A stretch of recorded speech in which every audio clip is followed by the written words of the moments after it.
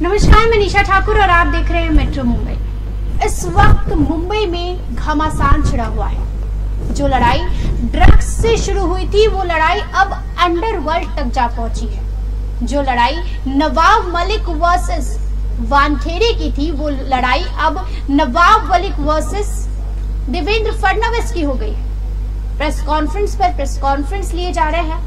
लगातार एक दूसरे पर अंडरवर्ल्ड से कनेक्शन का आरोप लगाया जा रहा है। लगातार यह आरोप लगाया जा रहा है कि नवाब मलिक का अंडरवर्ल्ड से कनेक्शन है, तो वहीं नवाब मलिक आरोप लगाते हैं महाराष्ट्र के पूर्व मुख्यमंत्री देवेंद्र फडणवीस पर कि उनका अंडरवर्ल्ड से कनेक्शन है। आखिर सच्चाई क्या है? देवेंद्र फडणवीस एक तरफ आरोप लगाते हैं कि नवाब मलिक ने 93 मुंबई बम धमाके के आरोपी उनके साथ बिजनेस डील्स की है, जांच की मांग की जा रही है। साथ ही नवाब मलिक भी वही आरोप देवेंद्र फडणवीस पर लगा रहे हैं और नवाब मलिक के आरोपों को भाजपा नेता आशीष शेलार ने खारिज किया है। तमाम तरीके के आरोप आइए हम समझने की कोशिश करते हैं ग्राफिक्स के थ्रू कि नवाब मलिक ने देवेंद्र फडणवीस पर क्या आरोप लगाए हैं और देवेंद्र फडणवीस ने उसका क्या जवाब दिया है। हालांकि पहले प्रेस कॉन्फ्रेंस देवेंद्र फडणवीस ने ली, धमाका किया, तो पहले हम समझते हैं कि देवेंद्र फडणवीस ने क्या आरोप लगाया, उसके बाद नवाब मलिक का जवाब देखेंगे। ये आज प्रेस कॉन्फ्रेंस लेते हुए नवाब मलिक का आरोप देवेंद्र फडणवीस पर कि नोटबंदी के बाद राज्य में जाली नोट का खेल खेला गया। आज नवाब मलिक के अनुसार ये उनका हाइड्रोजन बम था। ये उन्होंने हाइड्रोजन बम भाजपा के यानी कि पूर्व मुख्यमंत्री देवेंद्र फडणवीस के बम का जवाब उन्होंने हाइड्रोजन बम से दिया है। नोटबंदी के बाद राज्य में जाली नोट का खेल खेला गया।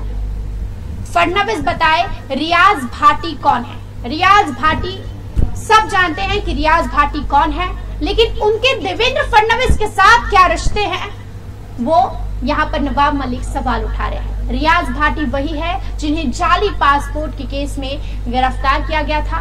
2 पासपोर्ट उनके पास से बरामद किए गए थे। अगला देखते हैं कि क्या आरोप और लगाए हैं नवाब मलिक ने। जाली पासपोर्ट केस में रियाज भाटी को क्यों छोड़ा गया? नवाब मलिक आरोप लगाते हैं कि देवेंद्र फडणवीस की साठगांठ से रियाज भाटी को छोड़ा गया, रियाज भाटी के केस को दबाया गया। फडणवीस के इशारे पर मुंबई में उगाही होती है। ये आरोप लगाए हैं नवाब मलिक साहब ने कि फडणवीस के इशारे पर मुंबई में उगाही होती है, मुंबई में वसूली होती है, जाली नोट का धंधा होता है। तमाम तरीके के आरोप जो है, तमाम तरीके के आरोप यहाँ पर लगाए गए हैं। फडणवीस ने अपराधियों को सरकारी पद दिया, ये तक आरोप लगाए गए हैं।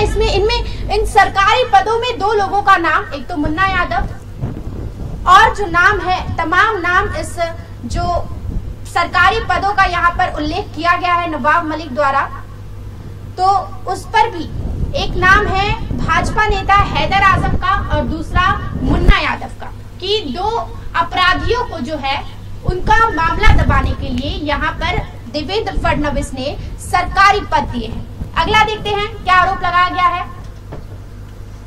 फडणवीस ने अपराधियों को सरकारी पद दिया। तमाम तरीके के आरोप जो है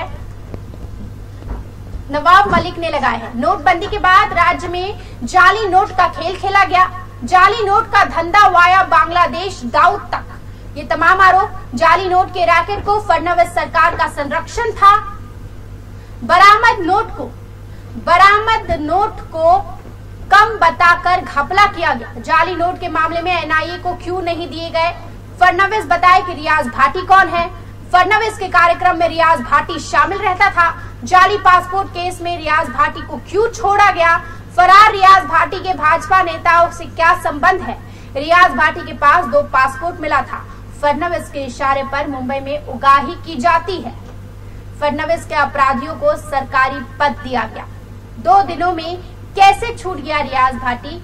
ये आरोप अब नवाब मलिक ने, हालांकि ये नवाब मलिक का तमाम हाइड्रोजन बम था, इसके बाद हम आपको बताते हैं कि देवेंद्र फडणवीस ने कल क्या बम फोड़ा था, जिसके बाद नवाब मलिक ने ये हाइड्रोजन बम फोड़ा। हालांकि इस हाइड्रोजन बम को भाजपा नेताओं द्वारा, भाजपा द्वारा पूरी तरीके से फुसकी बताया जा रहा है। आइए एक नजर डाल लेते हैं कि देवेंद्र फडणवीस ने नवाब मलिक पर किस तरीके के आरोप लगाए थे। देवेंद्र फडणवीस ने नवाब मलिक, ये आप साफ देख सकते हैं कि आरोप और प्रत्यारोप। देवेंद्र फडणवीस मलिक के रिश्तेदारों ने अंडरवर्ल्ड से जमीन खरीदे। नवाब मलिक उस पर जवाब देते हैं कि मुझ पर लगे हुए सारे आरोप झूठे हैं।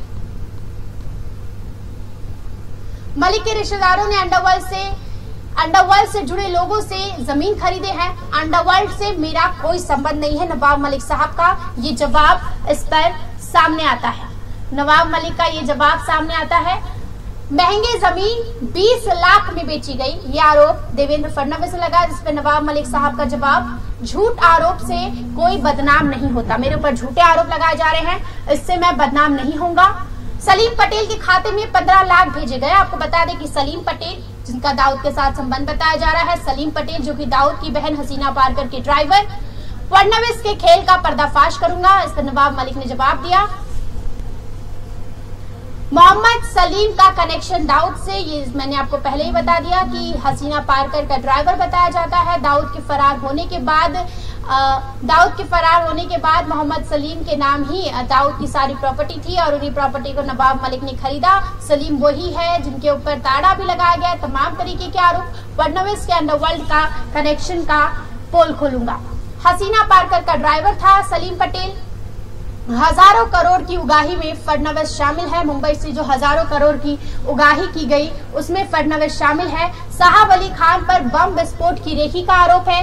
93 बम ब्लास्ट, ये जो संगीन आरोप जो यहाँ महज अंडरवर्ल्ड से कनेक्शन की बात जो यहाँ आ रही है, तो ताड़ा लगे हुए आरोपियों से नवाब मलिक ने बिजनेस कैसे किया, नवाब मलिक ने उनसे जमीन कैसे खरीदी, फडणवीस के राज में जाली नोट का खेल, ये आरोप प्रत्यारोप हम आपको लगातार दिखा रहे हैं। मुंबई बम धमाकों का आरोपी है साहब अली। पूरे देश में जाली नोट का खेल फैलाया गया। पहले तो इन तमाम आरोपों को नवाब मलिक ने खारिज किया है। जो भी अंडरवर्ल्ड के कनेक्शन से बताया जा रहा है उन तमाम आरोपों को खारिज किया है। उन आरोपों को खारिज करते हुए फडणवीस पर जाली नोट का धंधा करने का जो है आरोप लगाया है। आज जो फडणवीस ने तमाम जाली नोट का धंधा का आरोप लगाया है, नवाब मलिक ने, माफ कीजिएगा, फडणवीस पर जो आरोप लगाए हैं उस पर फडणवीस ने तो महज एक ट्वीट किया, बिना कुछ बोले उन्होंने जवाब दे दिया। अब वो ट्वीट भी हम आपको दिखाएंगे, लेकिन उससे पहले हम देख लेते हैं कि आशीष शेलार ने फडणवीस पर लगे हुए आरोपों का जवाब दिया है। तो आशीष शेलार ने क्या जवाब दिया है वो हम एक बार ग्राफिक्स के थ्रू समझने की कोशिश कर लेते हैं। मलिक का दिमागी संतुलन बिगड़ चुका है। मलिक का दिमागी संतुलन बिगड़ चुका है, आशीष शेलार ने यह कहा है। हाइड्रोजन बम क्या सादा बम भी नहीं फूटा, फुसकी निकला इनका बम।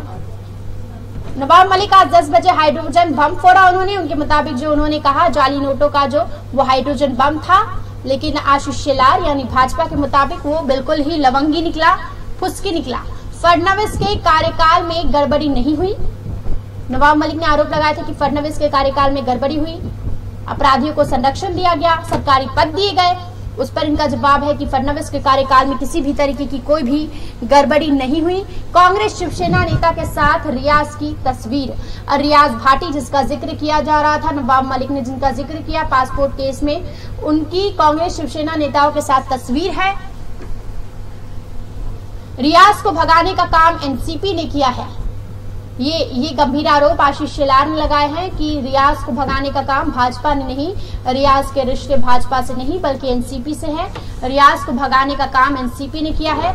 मुख्यमंत्री ठाकरे नवाब मलिक के अंडरवर्ल्ड कनेक्शन की जांच करें, ये तमाम आरोप जो है लगाए गए हैं। साथ ही मुख्यमंत्री ठाकरे से यहाँ पर आशीष शेलार ने अपील की है कि वो उनकी अंडरवर्ल्ड जो कनेक्शन, अंडरवर्ल्ड जो आरोप लगाए गए हैं उसकी जांच की जाए। तो तमाम तरीके के आरोप और प्रत्यारोप यहाँ पर चल रहे हैं। कभी बम फूटते हैं, कभी फुसकी हो जाते हैं, तो कभी हाइड्रोजन बम फूटते हैं। और लेकिन अब इन आरोपों में ड्रग्स का खेल जो है वो अब अंडरवर्ल्ड तक पहुंच गया है, दाऊद के रिश्ते तक पहुंच गया है, दाऊद कनेक्शन तक पहुंच गया है और इसकी जांच की मांग भी लगातार की जा रही है। लगातार एक दूसरों पर आरोप लगाया जा रहा है इसमें, लेकिन खेल ये कि आखिर सच कौन झूठ कौन। ड्रग्स का केस अब और कहीं बढ़ता हुआ नजर आ रहा है। अब देखना दिलचस्प होगा कि अब इस खेल में और कौन से किरदार का नाम सामने आता है और कौन से नए नए बम फूटते हैं।